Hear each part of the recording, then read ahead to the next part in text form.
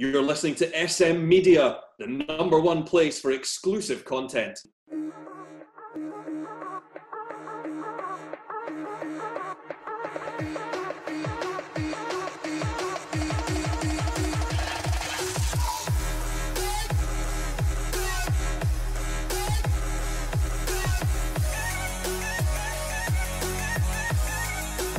Hi everyone, and welcome to this week's episode of the Scottish Football Show right here on SM Media. I'm Scott McPike, delighted to be your host as always. We've got a very special show lined up. We're going to review the Premier Sports Cup, and we've got the All-Star panel in to do it.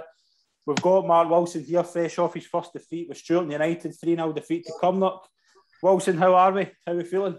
It's not been a great weekend. Battered on Saturday, then battered again on Sunday, the Hibs game, so not an ideal weekend.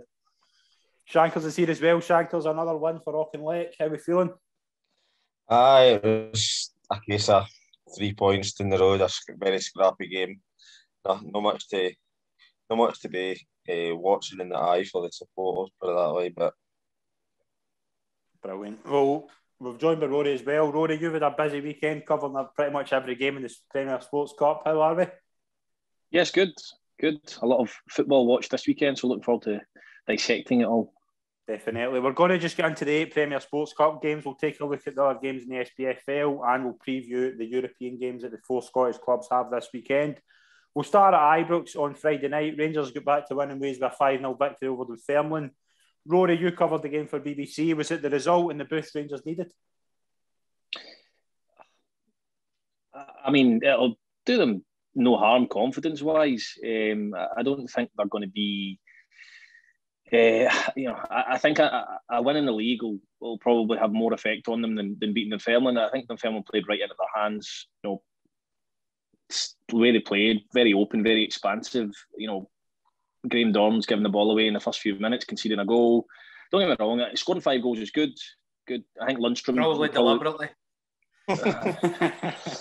Lundstrom will probably be the biggest one confidence-wise. It'll be interesting to see how he kicks on from there. He scored his goal early on in the game. He controlled the second half, and I thought, and was very confident on the ball and things. So I'll be looking forward to seeing him over the next few weeks. But listen, I don't think beating Dunfermline is going to have a massive impact on the changing room and how they move forward. But it was a nice fixture to have given the previous 3 results. Yeah, definitely. I could agree more. I think it gave the likes of Lundstrom a bit of confidence as well. Playing him a bit further forward, you could see there was a bit more he offered there, like opposed to playing kind of further back. You did see he was keen to get forward as well. Obviously, they had a lot more joy against Dunfermline, so naturally he was further up the pitch because Dunfermline started to retreat. So that was a more natural thing. But he needs to impact the game like that when they're playing against stronger teams in their own division. Yeah, definitely.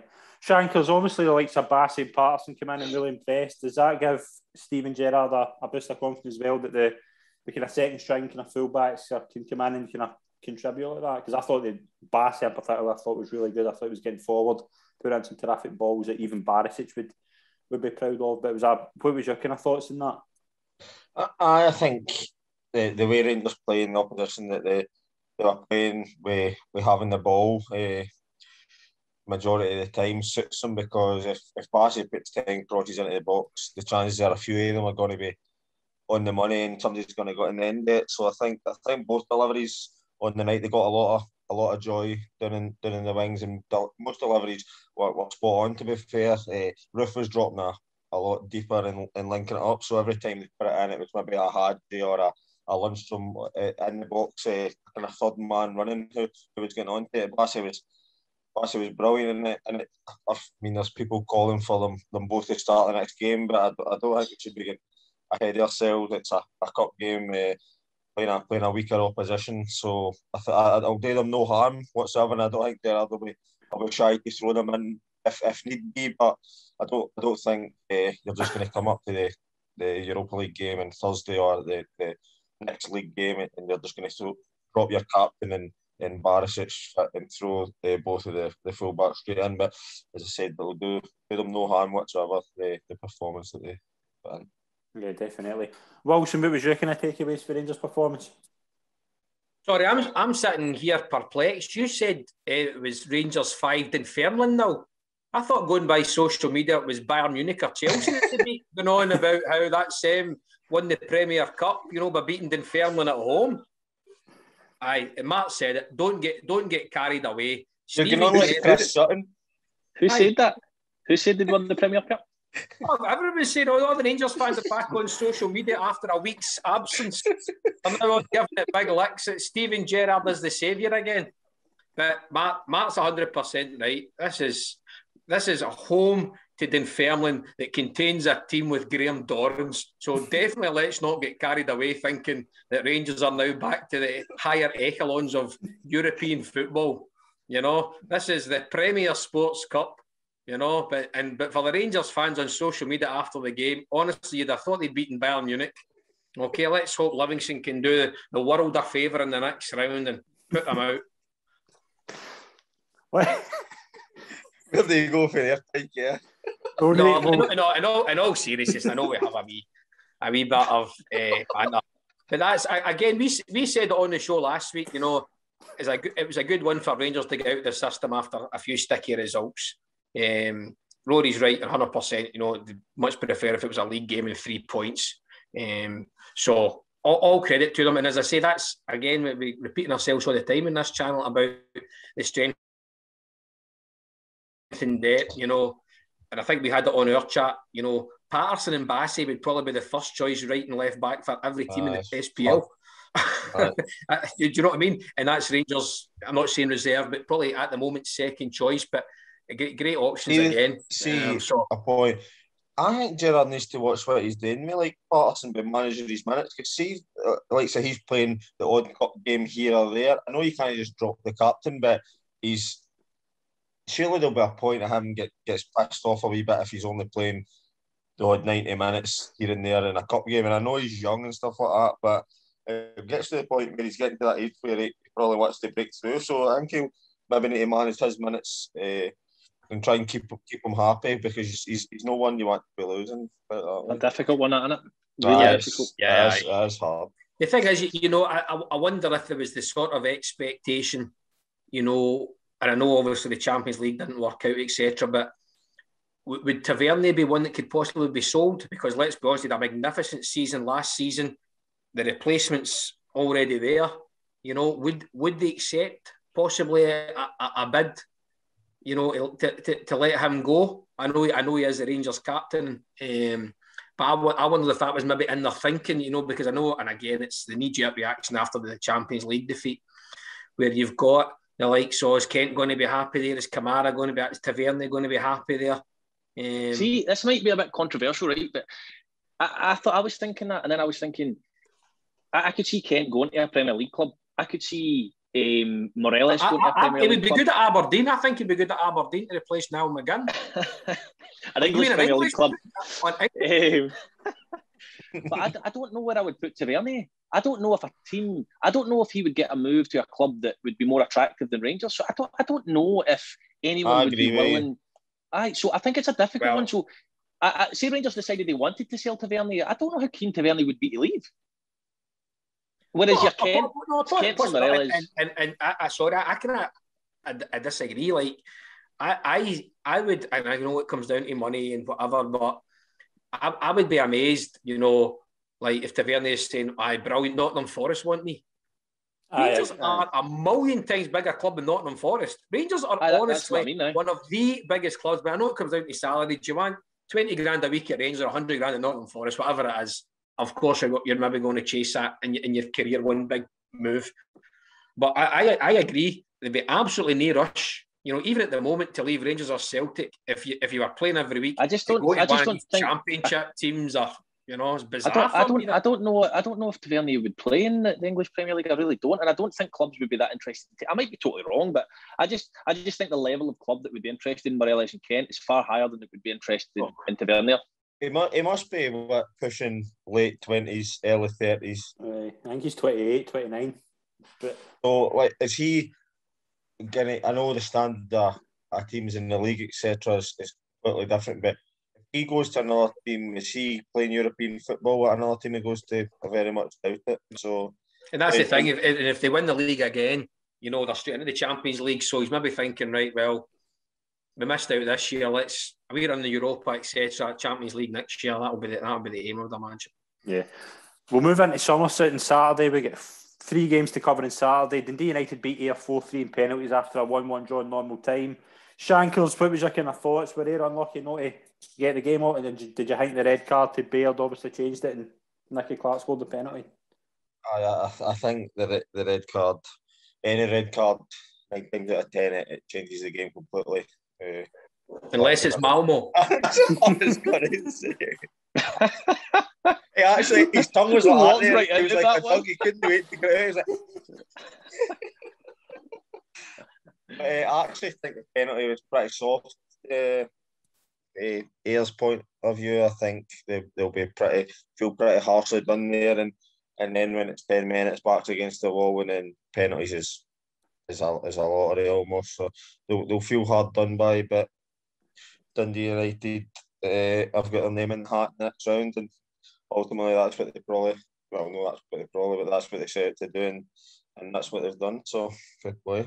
Yeah, definitely. Rory, Seagrass made some great saves for Dundee United. Do you think Dundee United probably were lucky to win that game, or? Look, it's a massive cliche about you want to be in the hat, but I think in the cup you want a home tie. Going to these stadiums, Arbroath, Somerset, etc. It's never easy. And I think nobody's going to remember if Dundee United get to the semi-finals or final that they beat Ayr back in August on penalties. It's just about getting through. But Seagrass is a good keeper. We had the discussion on the chat about John McLaughlin and the level he would play at outside the Rangers, and I said, well, I don't think he would get a game for. I don't think he would walk straight in the Hearts team. I think Craig Gordon would be there, and I think when it comes to likes of Dundee United's, I think Seagrass is good enough that he, a McLaughlin, for example, would. And the reason I bring him into it is because that was what we were discussing the other day. I think he would have to earn his place. I think Seagrass is a really, really good keeper, so I'm not surprised to hear that he made one or two good saves to keep them in the tie.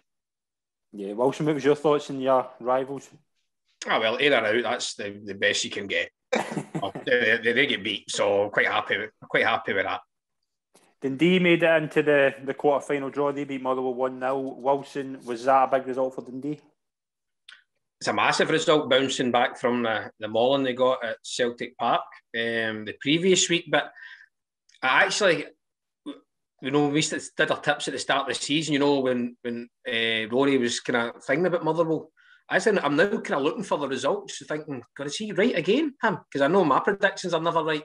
And I don't think that's a great result for Motherwell at all. I think that maybe pressure's building on Graham Alexander a wee bit, because he's not a great start in the league either.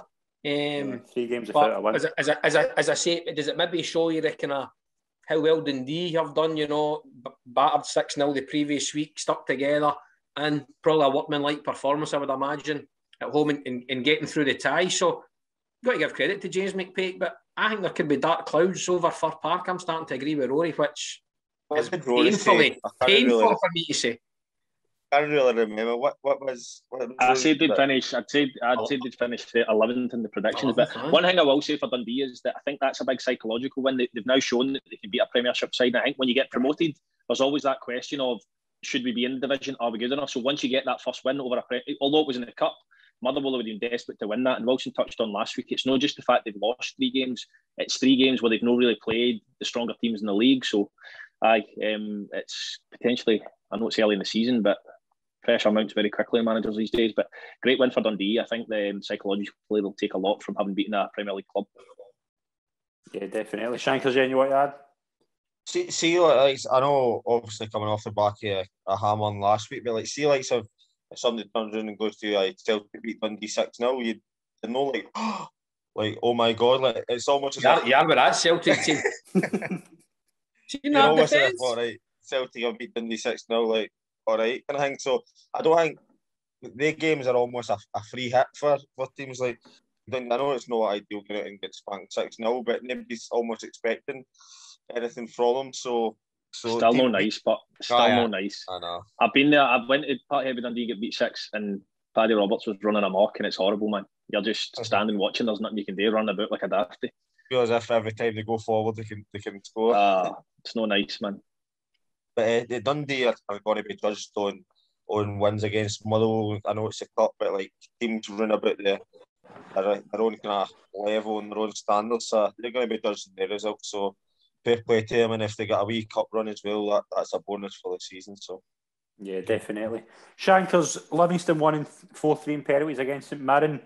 The penalty hero was Stryjek after his incident last week, his blunder, which kind of cost Livingston points last week. How big a boost will that be to him? What is it, sorry? The Stryjek, the Livingston goalkeeper, obviously the penalty hero, and booking Livingston's place in the quarterfinals. How big a boost will that be to him?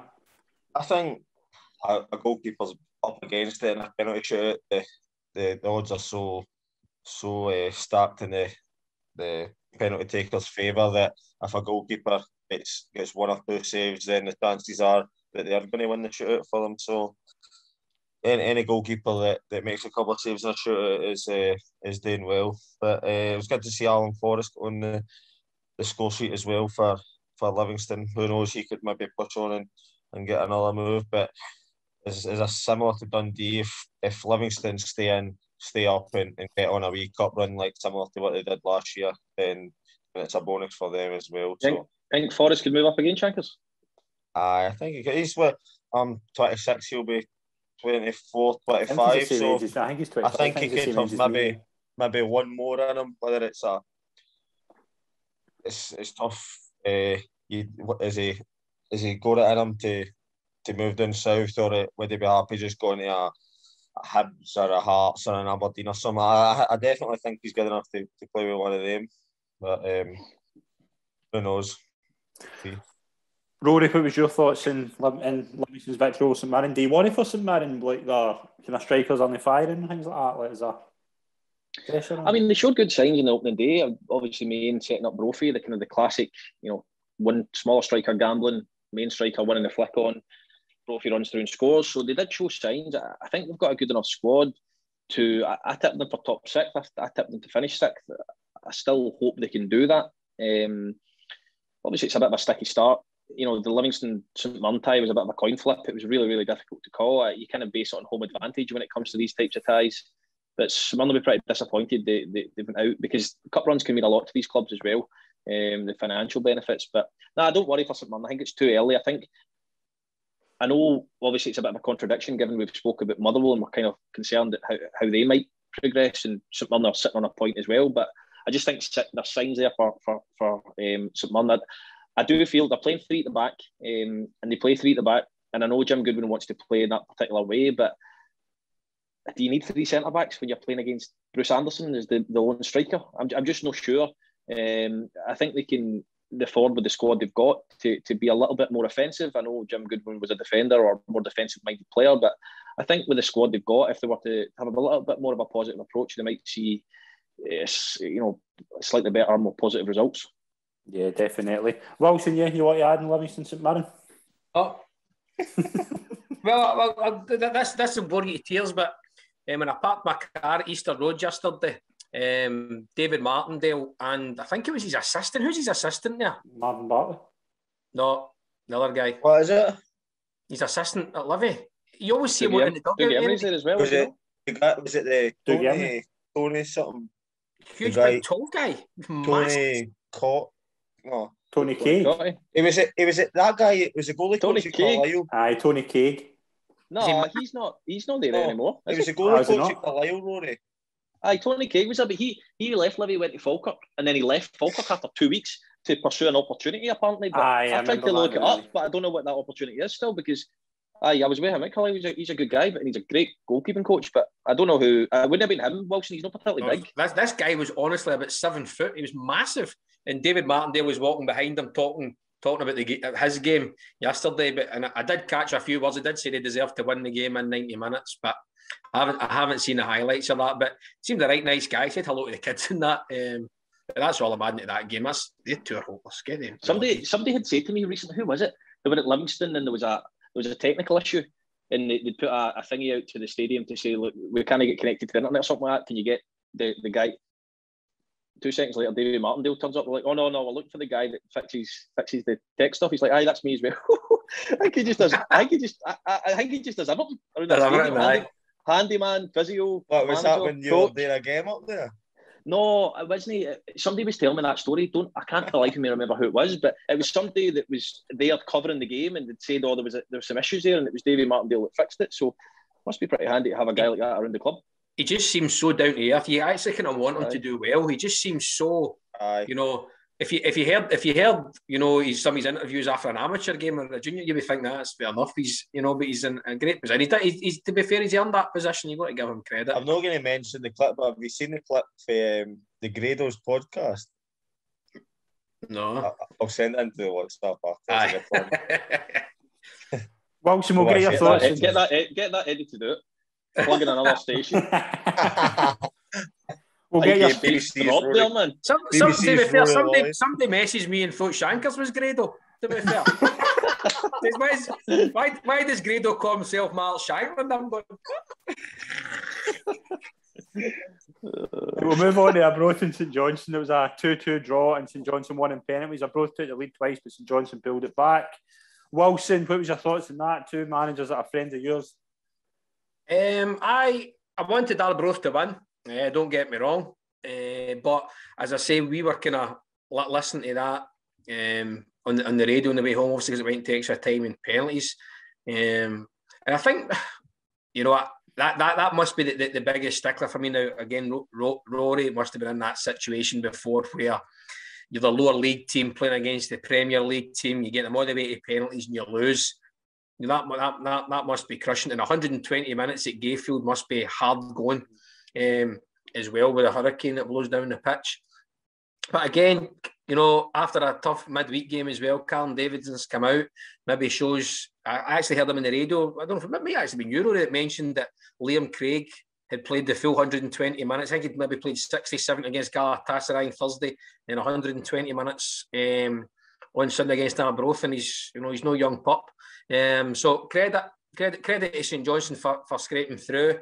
It's, you know, if their name's on the cup again, it's one they'll look back on and think, you know, we're lucky to get through. Yeah, Shankers, what was your thoughts on St Johnstone's one? As the boys have said, it's always tough to go to Gayfield once. I remember I played there once, and I don't know if I said it, and a wave actually come over and soaked one of the, I think it was Bobby Lynn or something that was taking a corner. A wave actually come over and soaked it. I'll get the clip. I'll get the clip up and post it. And it was unbelievable. And I think we actually conceded a goal too for a corner. Like Hutch has come out to meet it, and like the wind for it and that, and it's went towards the goal. So it's horrible place to go and get a result. It's one of the ones you just want to go get your win and get down the road and just get the job done. I don't think MD gets an easy game at Arbroath, put it that way. Rory, any memories of going to Gayfield? I played a couple of pre-season games there, but other than that, no, I don't remember ever. I do remember a couple of boys when I was at Dumbarton. Right enough, I was injured at the time, and they'd finished the night shift, and they had to work one Friday, and it was just so happened it was Arbroath away the next day, and they'd worked till about 9:30 in the morning. Went home, got something to eat, and then we're on the bus. Needless to say, I think they get beat. But no myself. Like I said, I think a couple of pre-season friendlies when I was younger, but nothing that springs to mind. We drew them in the Scottish Cup a couple of years ago, and probably should have beat them at home, and that was probably the best chance we had. Conceded a penalty later on, and then the replay up there on the Wednesday night straight away, and just showed I know there's people always say there's no much of a difference, but it just showed like a wee bit of quality, and their team showed that night, and we got a bit of a chasing up there, 3-0, I think it was. A good side, to be fair. When I was at Dumbarton, I think it was them that won the league, and they're always like in the League One, they're always up there at the top, and when they're in the Championship, they're always.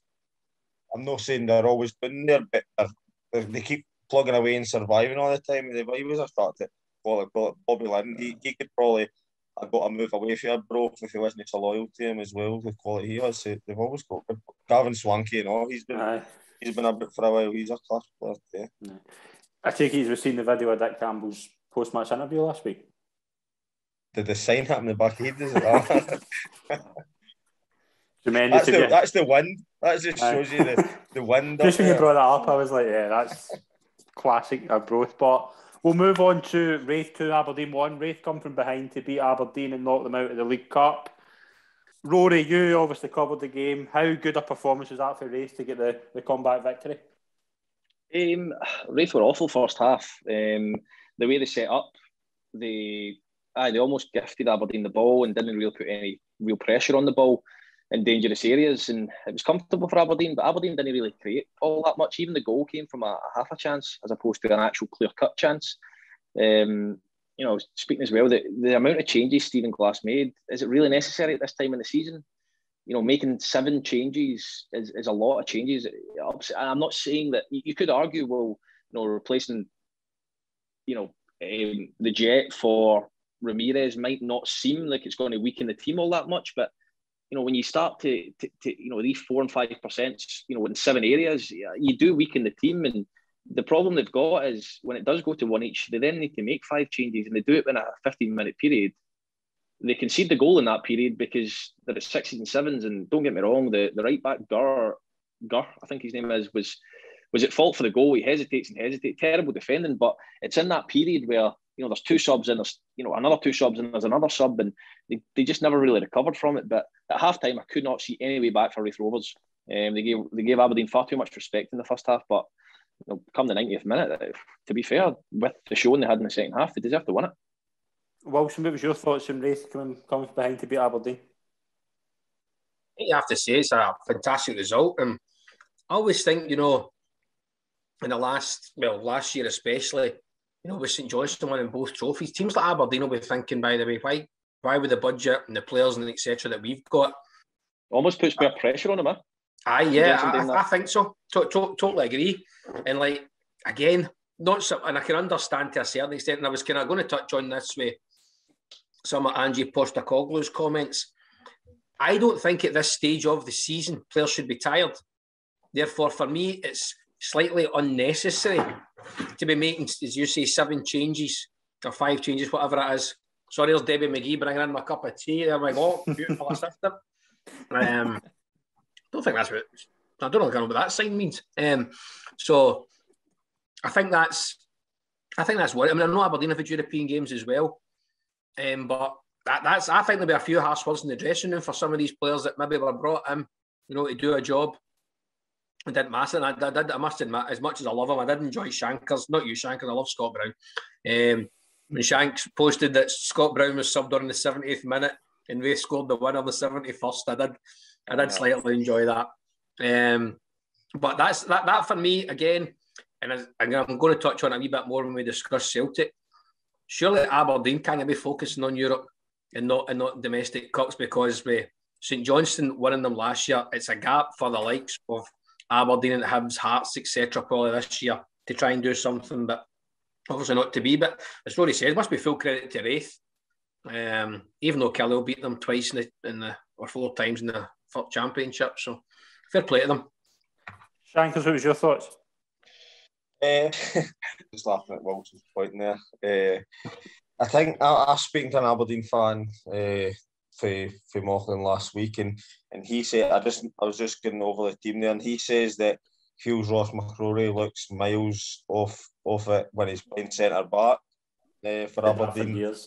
And I think he's better in the midfield, whether he's holding or whether he's actually in the middle. And I've seen he played centre back again next to Gallagher. I don't know whether they're short of numbers there or other injuries, and I know he can't play there, but I just feel you don't get the best out of him and when he's playing there, and I don't know whether that contributed to the result or whatever, but it was just one thing I picked up on it. Obviously, he'll watch Aberdeen a lot more than me, so he notices stuff like that. But I agree, Aberdeen, although they had a European game on Thursday, they should still be looking and going, right, Thursday, Sunday, these boys should have enough to play 2 games in these days. We get through and then we rest up. So I think it's disappointing for a team like that who's one of these cups is probably a bit the best that they're going to get out the season. They disrespect them. Finish 3rd challenge for second and try and get a cup under their belt. So they'll find it an opportunity. Do you think, Rory, do you think Aberdeen disrespected Raith with their lineup, Rory? No, I don't think they necessarily disrespected him. I think they thought they had the squad to go and win that. I believe he had the bet. But what Shankar said there is right. And why would you do it on a one-off cup tie where if you lose, you're out? This is what I don't get.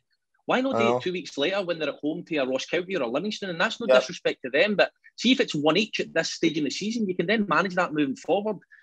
But it's not going to define your league season, one draw at home, if it does end up that way. But to make wholesale changes in a tie where if you lose, you're out, I can't get round to that way of thinking. But I mean, I suppose you could view it as disrespectful to Raith, but you know, Aberdeen did have the players on the pitch to win the game. But I think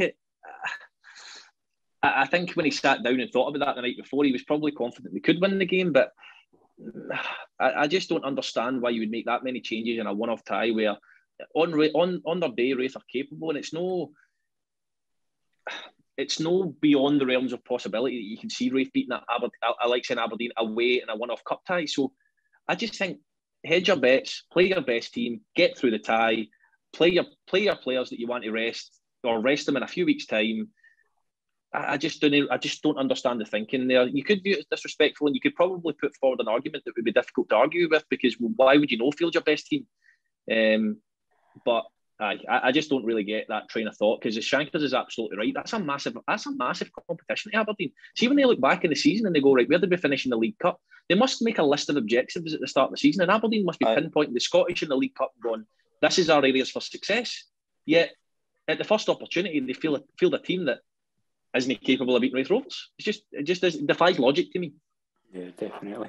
Wilson, you were at the Hibs Kelly game, 2-0 to Hibs. McGuinness and Nisbet with the goals. What was your overall thoughts on the game?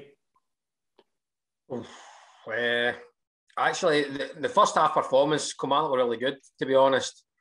Without creating, I mean, Scott Robinson's got a one-on-one with the keeper early in the game. He should score. Polworth's had a fizzer of a shot that's hit underside of the bar. Everyone's saying it wasn't in, except Kelly fans were saying it was in. So there was a few pictures and Twitter and things today to say it was in, but it was going like a rocket. It was a lovely clean strike, but we didn't. And I actually thought, were you at the game? Were you actually at the game? Yes, I took the kids and my nephew through, and I actually thought Hibs toiled a wee bit. I thought they could really struggle. They kind of had a front kind of five with McGuinness, Newell, Murphy, Nisbet, Boyle, and they were all kind of interchanging. He switched Murphy and Boyle a couple of times. But the minute the first goal went in, that was it. It was Kelly with curtains. The second goal was coming as well, and then they just kind of killed the game. The second half was quite flat, to be honest, especially after the first goal. But I actually thought Kelly competed well, showed wee flashes, but again, I never get when you play a wee guy like Scott Robinson up front. You know, he's pacey. You're surely looking to thread balls in behind. But no, we were launching it up, and he's getting marked by Porteous and Darren McGregor. You know, it just didn't make sense. Cameron play. He come on as a sub, and to be fair, Porteous and McGregor ragdolled him about as well. How's Blair Alston done? He's a player I played with who I always thought was good. I think he's kind of sometimes he drifts in and out the game. Sometimes he's on the ball quite a lot, and then he goes anonymous. Well, if he's still on actually, but he's good technically. I've been impressed with him. I quite like him as well. But yesterday, I said you were playing against just better players. That's the bottom line. As I said, the keeper made a couple of good saves for Hibs. I was quite impressed with him. But the difference in Premier League to Championship showed yesterday. The goals Kelly conceded were very poor. But the one thing, and again, you know how much I love the referees on this show. So late at 1-0. Hibs are on the attack again, and the ball's in behind. Now, Chris Stokes is running full pelt to try and get it. I think it's before Nisbet, and he obviously pulls his hamstring and just collapses in a heap. You know, you can see him holding it, and he takes another step and just falls. Nisbet, and I'm trying to think, it might be Joe Newell, so it was obviously at the other end of the ground, is 1-on-1 with the goal. It was 2 against 1. All he's got to do is pass it and they'll score. And Bobby Madden blows and stops the game. So you can imagine that the Hibs fans, I mean, I thought Bobby must have thought he was at Ibrox, you know, and that was Celtic in the green on the attack. A wee bit confused. So I hope Bobby's okay with that. But and don't get me wrong, you think you know, maybe he's got heart because, as I say, it looked like a bad pull, you know, it looked like a tear. But I'm thinking, you imagine you're the attacking team, you know, and no one, I mean, the Hibs fans were going pretty bonkers and rightly so, but I just wondered, like, is it not only a head knock they're meant to stop the game for? But this was clearly because he pulled it, put his two hands there, took another step, and then just collapsed. And Bobby Mad might be a nice guy, but you know, I was surprised by that. But Hibs deserve to go through. There's absolutely no doubts about that. But again, wasn't that impressed with them, to be honest. Have you ever had a bad pull, Wilson? Sorry? Have you ever had a bad pull? Oh, this guy, get him off his show. He's taking that too far. But yes. And to be fair, it was €15. But that's enough. Let's not talk about any carry on. Right, let's move on to the final game of the day, Sunday, the Premier Sports Cup. Celtic 3, Hearts 2. Rory, you covered the game. Is this assessment fair that Celtic were excellent in the first half, but the second half got a bit sloppy and kind of let Hearts back into the game? And obviously, you can see the defensive weaknesses. But first half, I thought Celtic were absolutely excellent. Some of the football they played was outstanding. Yeah, in the last couple of weeks, Celtic have been out of this world. To be fair, they've been phenomenal. Dundee last week, they were. Did he just praise Celtic there, Shankers? Did you hear that? What? Did he just praise Celtic? Oh, who, Pikey? He thinks he's on BBC. I think he might. No, they don't praise Celtic on that either. Who are you talking about here? Me or Pikey? No, I'm surprised that Pikey's praising Celtic. Right, I'll praise any team that's some. You and Craig Levine were crying in each other's arms yesterday. Obviously, selective hearing, Mark, as always. 100%, selective hearing.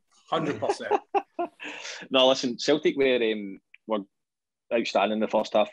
I mean, you could argue that Hearts got their set up wrong, but it doesn't matter. You've still got to go and play, and Celtic were phenomenal. The boy Furuhashi, I mean, the pass is outstanding. Yeah, it's world class. It's not just the vision to see it. You know, there's plenty of players out there who'll be able to see that, but the execution, and the only thing I'm thinking, he's playing a left, he's just outside his right boot. Has he got a left foot? He gets the ball in the second half, he runs down the wing and puts a cross in with his left foot right on the money. And I'm thinking, it's not just that pass as well for the first goal, it's Forrest's it's just the overall Forrest's vision to see Edward as well. It's just a great goal itself. But I've had a few Celtic fans tweet me, believe it or not, saying that I said that one of my points was that Hearts won the second half. However, if you listen back, that's not what I said. What I said was Celtic will still have concerns over defensively. I mean, you look at the stats for the game, I've got them here. Celtic 72% possession, Hearts 28.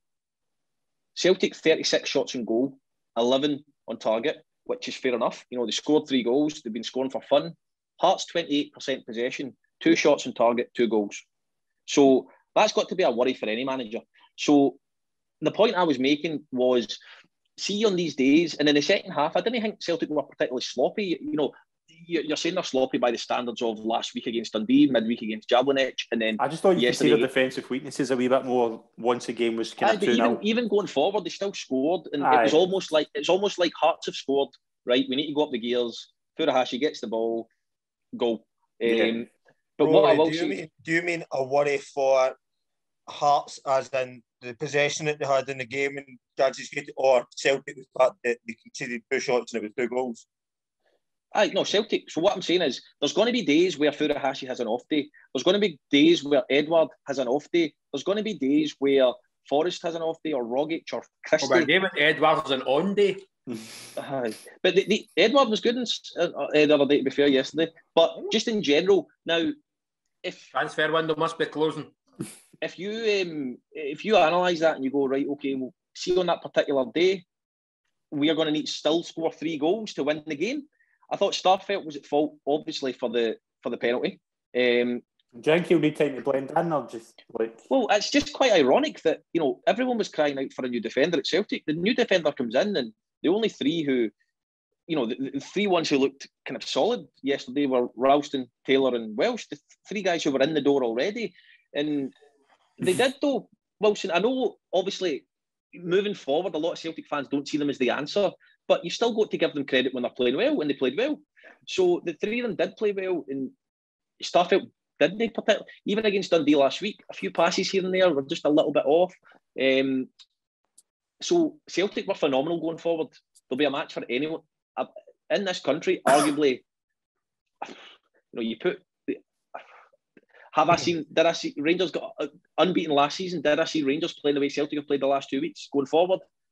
I don't know if I did. Celtic were that good the last 2 weeks, the way they're playing and their style of play. You can see the way Postecoglou just has them all non-stop until they're buying into it. But the problem is they still conceded two, and that was my point.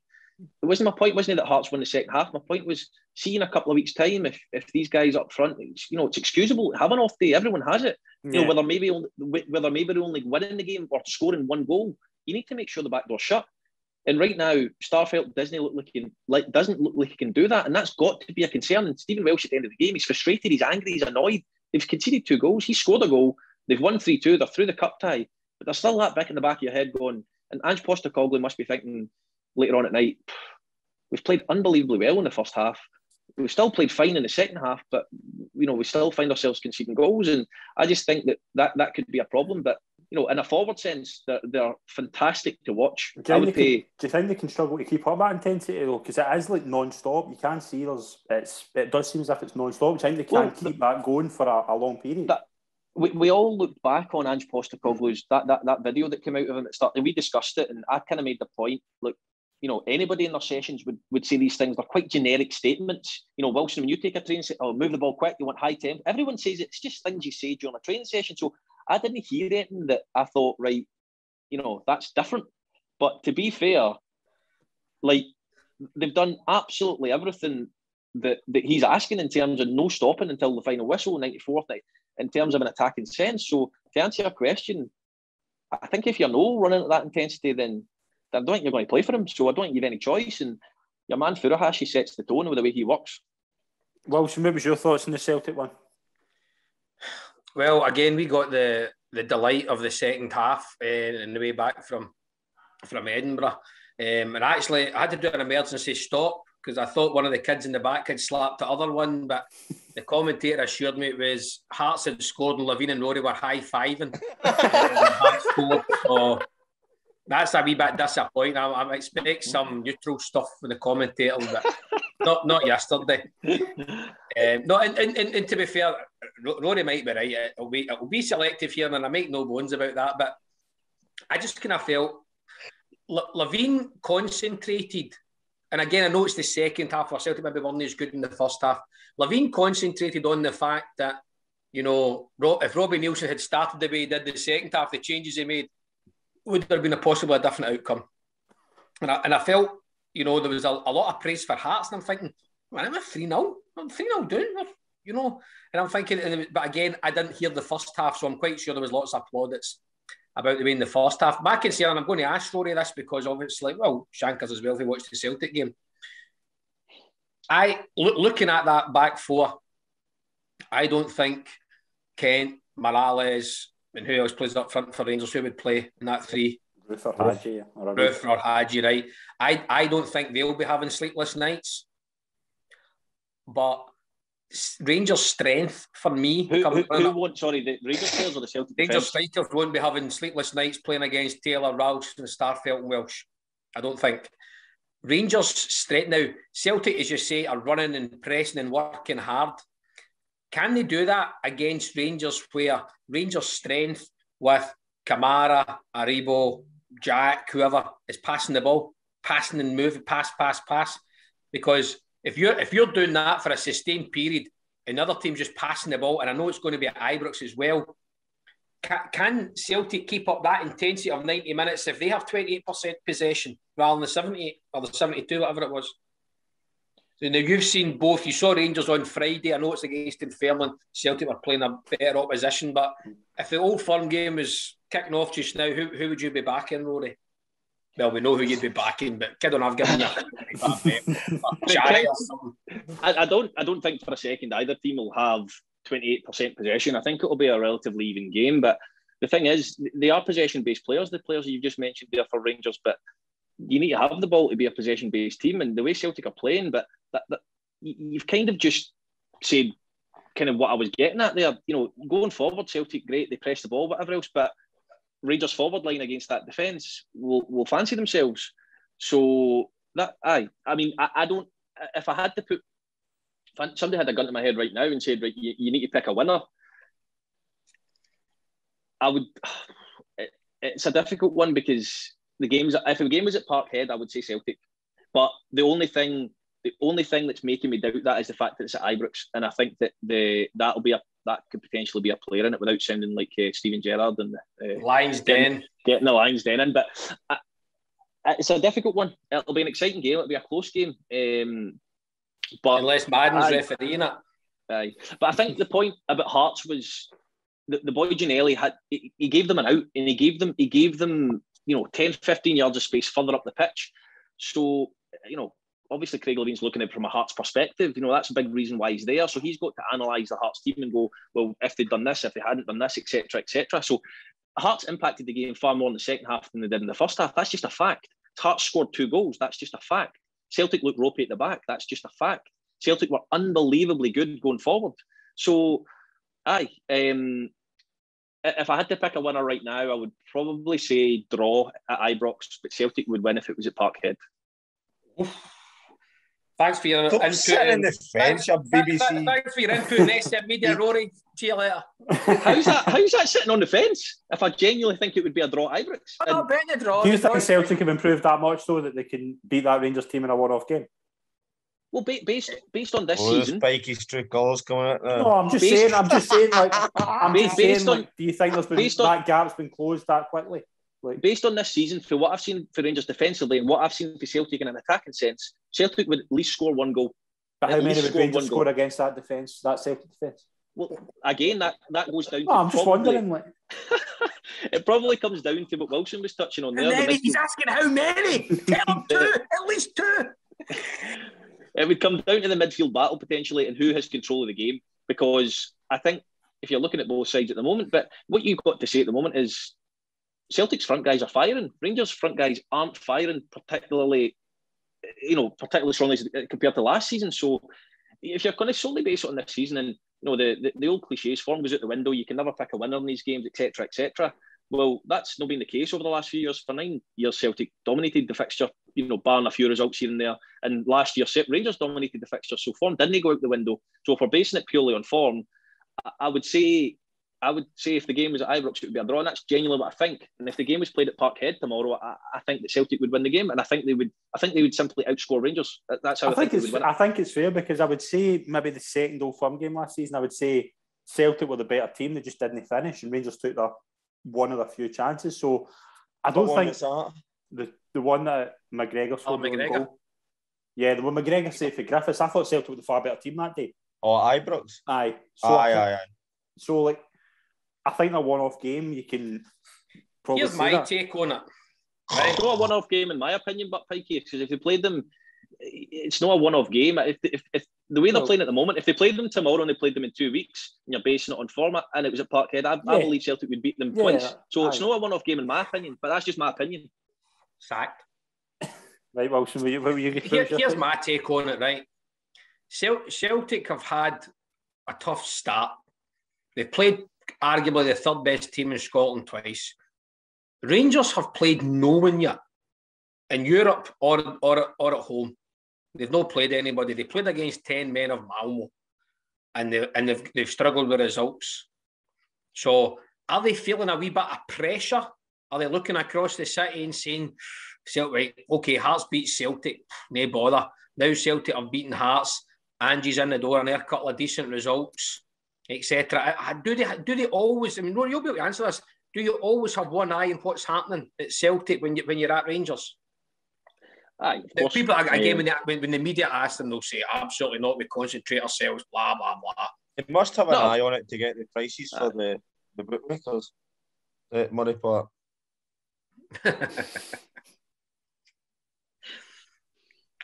So do you think there's a wee bit of nerves creeping into Rangers where, they were fluid last year, run away with it, no bother, blah, blah, blah, and they've done it so far in the league, but are they Will Michael Beale be sitting up with sleepless nights thinking, look at the way they play, how are we going to counter that?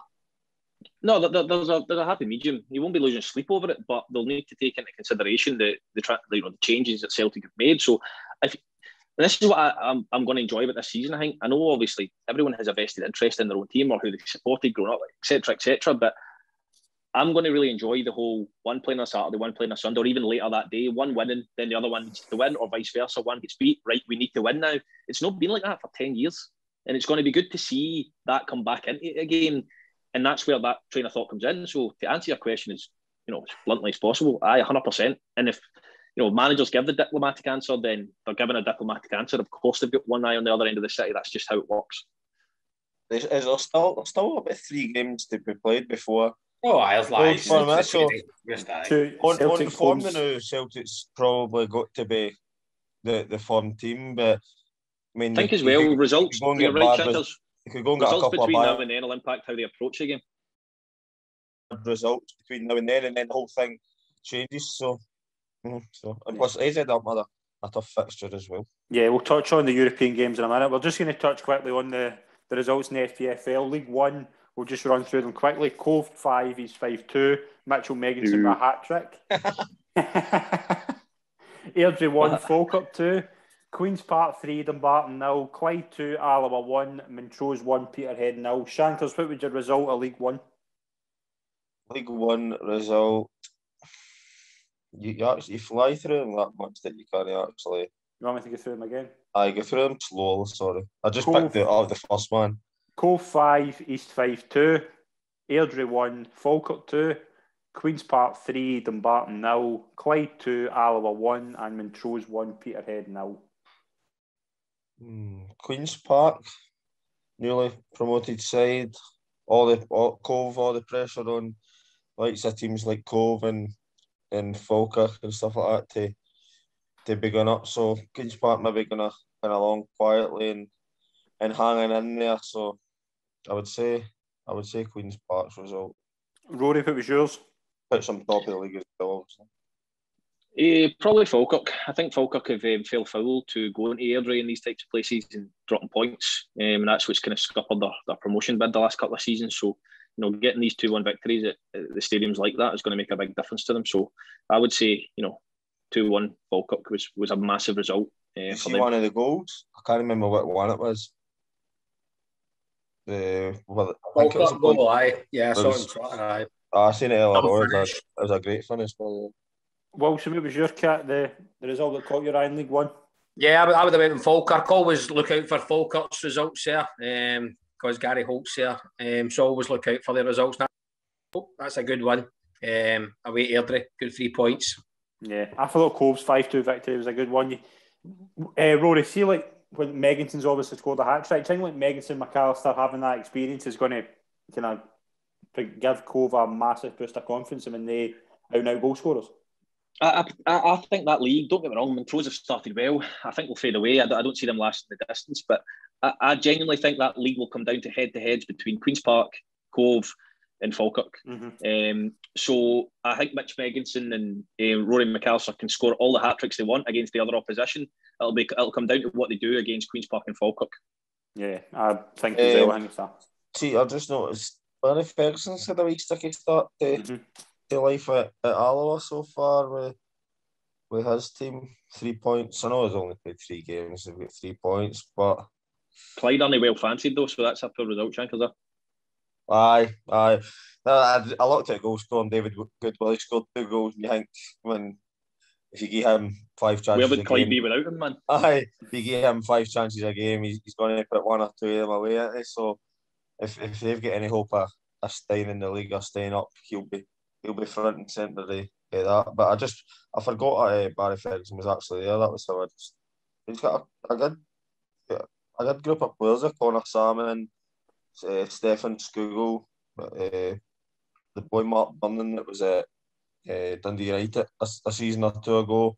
I mean, he's got pretty good players, so they're probably falling short of where they should be. But as I said, there's only 3 games played. So. Yeah, definitely. We'll move into League 2. On Friday night, Edinburgh City beat Stenhousemuir 1-0. Annan 3, Stirling 1.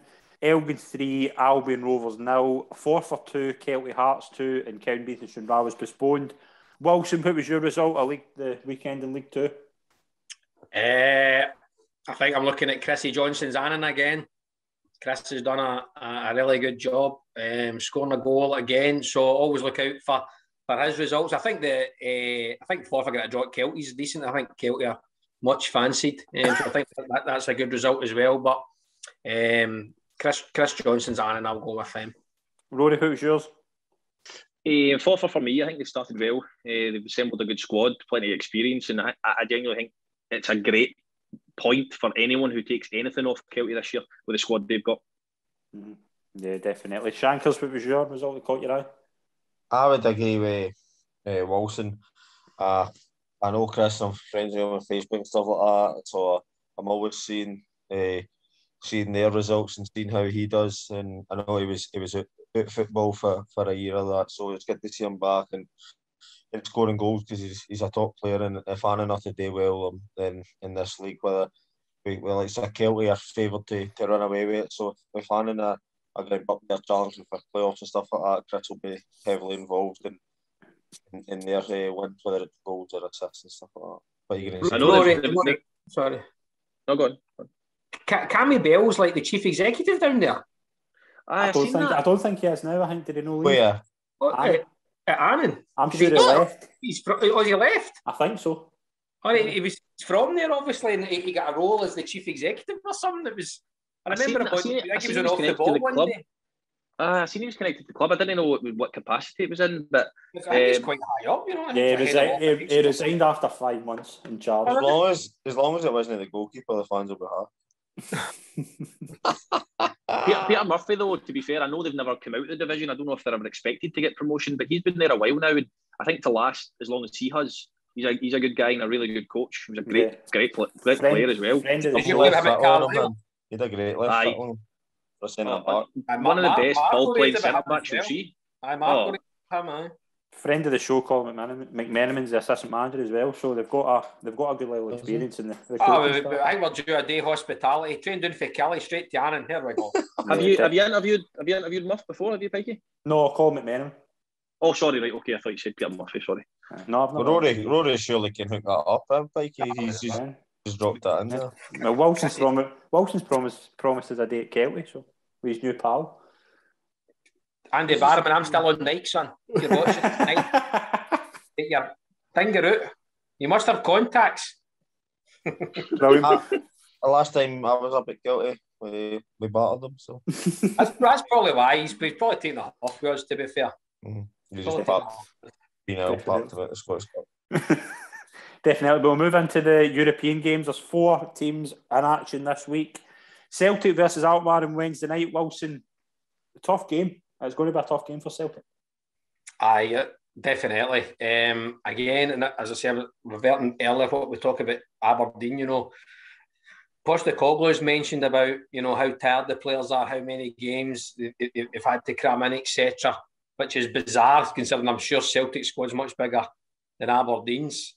And as I say, I think a lot of the work probably going on behind the scenes is to try and bring in still at least 3 or 4 for me, to be honest. I think there will be players coming in this week. I've got it in good authority. There will be a couple of signings. Well, good, because they need a bigger squad, especially if it's going to be, you know, if they get through this tie. But again, I'd imagine that Alkmaar fans are probably thinking, no, Celtic's a big name. This could be a tough tie because they're going on the name and the reputation rather than actually seeing them. I couldn't tell you one result. Probably couldn't tell you one player that plays for Alkmaar. I think there's 2 players that I catch my eye. Owen Wendal that played at the Euros at the left back, and Jasper Karlsson, the Swedish winger. That left-hand side could be a real problem. Sorry, Tony Ralston will sort that. Carry on it.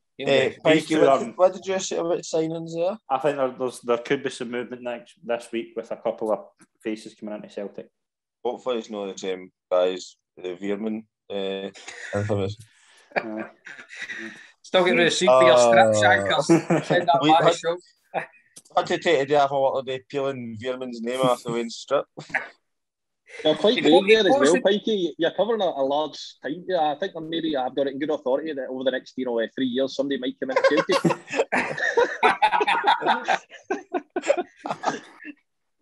They put up the date, SM Media exclusive, that James Forrest signed for Celtic.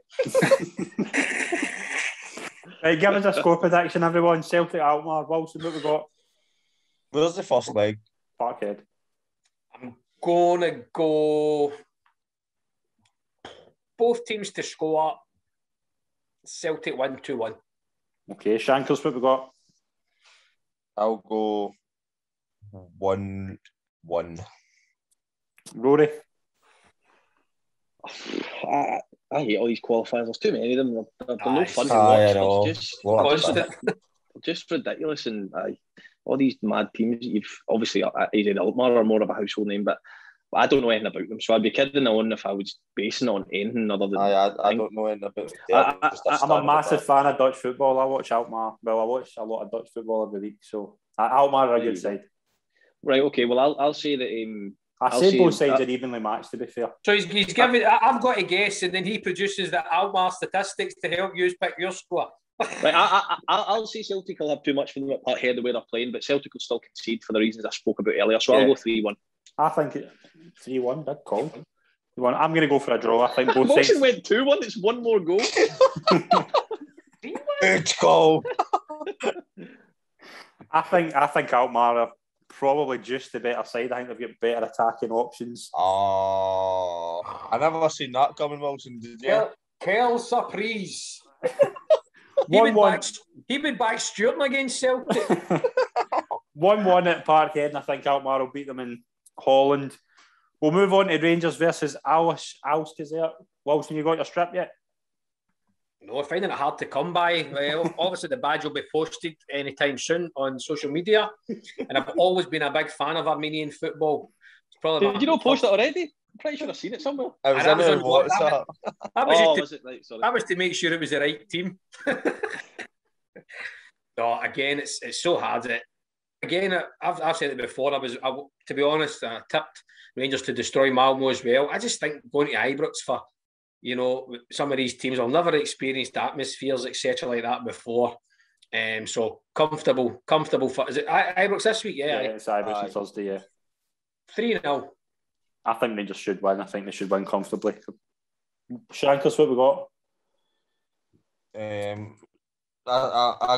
I tend to agree. I just think if Rangers can't go and win comfortably against Armenian champions, Armenian champions. But I mean, Rangers should be winning comfortably against the champions of Armenia. But football just doesn't work like that. The ideal situation for Rangers is to win by like 3, 4, 5 goals at best, and then give themselves a comfortable lead, so as they're not going over to Armenia having to get a result Thursday before an Old Firm game because of travel and etc. and minutes that players are playing. So they go over there with a comfortable. Given the opposition, Shankers, and what you were talking about earlier, who do you think will start at both full-back positions on Thursday? I think they'll go back and play Tav at right back. That's a toss of coin. Another one. What do you think Gerald will do, and what would you do? I would go back to Tav and Barisic, and I think Gerald will do the same. I don't think they warrant getting dropped. Let's know if they obviously they won't be good, but I think Gerard's one of the players that if you are dropping Rangers players on performance basis, then you could have dropped half the team for their second half performance the other night there. But I think Gerard a lot of the time plays players of what he knows that what he could get out of them if they play their potential. Hence why Kent almost is in the team every single week, because he knows if Ryan Kent turns up, he gets firm. So that's why he plays. I think that's why a lot of like Tav and Barisic, that when they're not maybe having the greatest games, they always play because he knows what they bring to the team when they're playing to their potential. So I think he will go back to the two.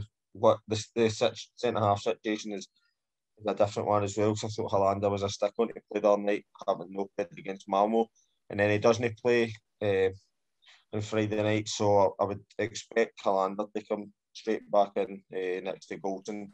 Don't think Simpson's done enough. He's a bit raw, isn't he? He's a bit. I mean, there's other night there.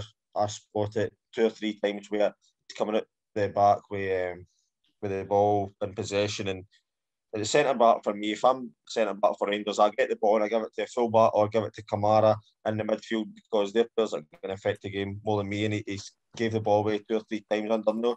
He was poor, yeah. Against the Fairman.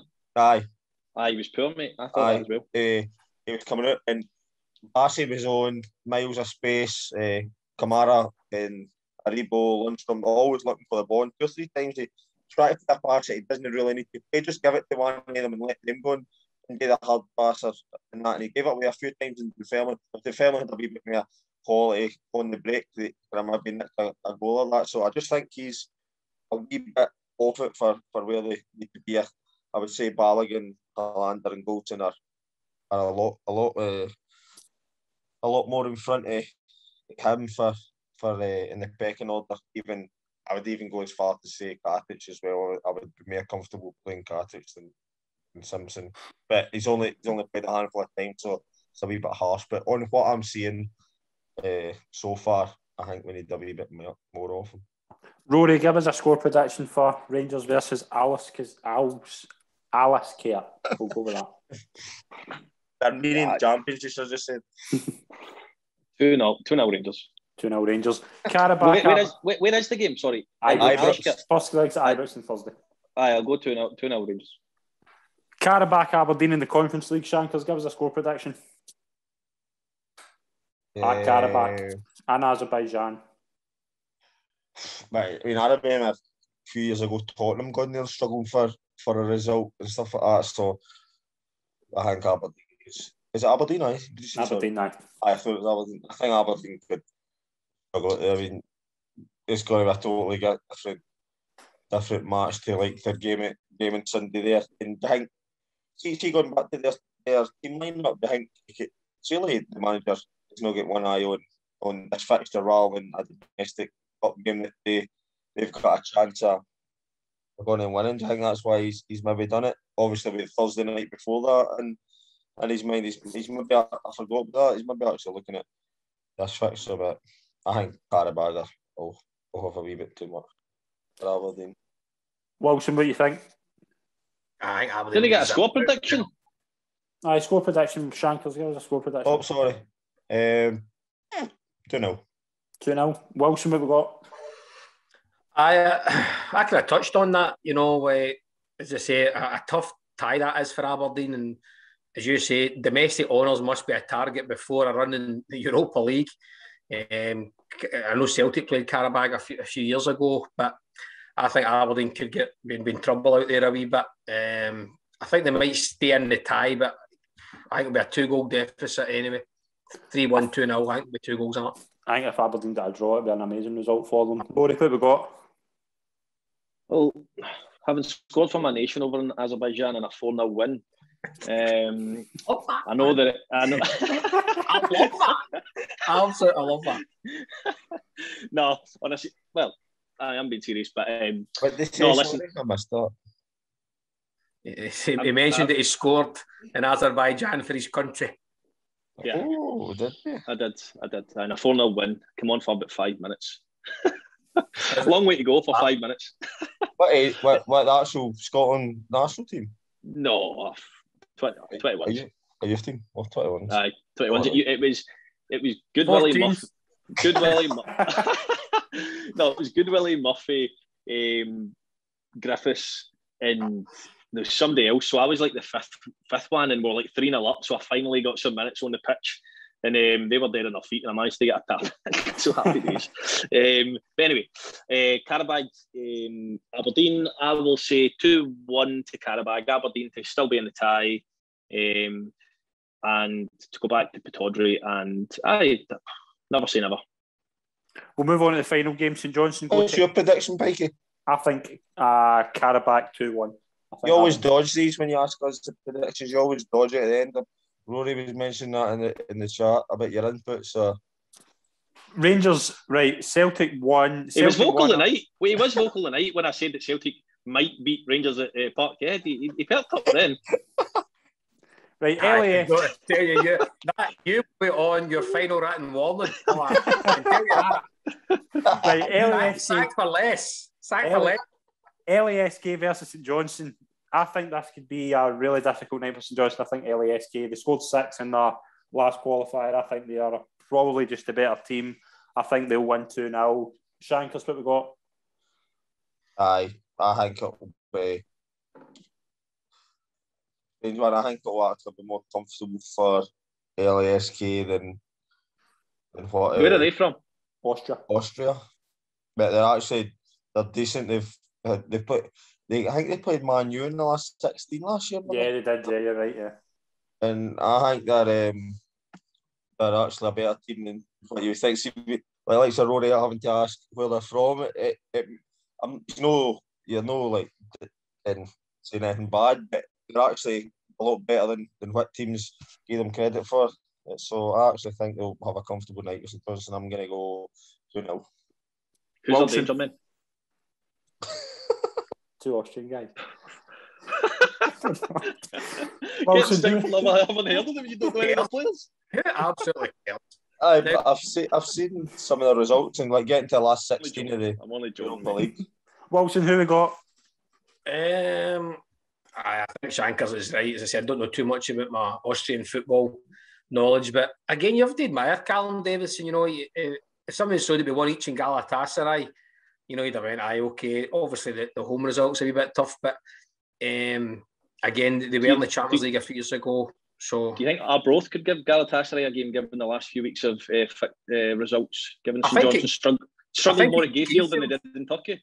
Well, I think at Gayfield, I think Arbroath could give Bayern Munich a game with a hurricane. Thomas Muller getting hit by a wave. Wave as he takes a corner. No, I'll go St Johnstone to score out there. There you go. So I'll go 2-1. 2-1. Rory, on you, will you go give us a prediction? I'll go St Johnstone to score, so 6-1. Based on what Shankers is saying, seems to know a good wee bit about them. I will say they'll probably have too much, and I'll go 2-0. 2-0.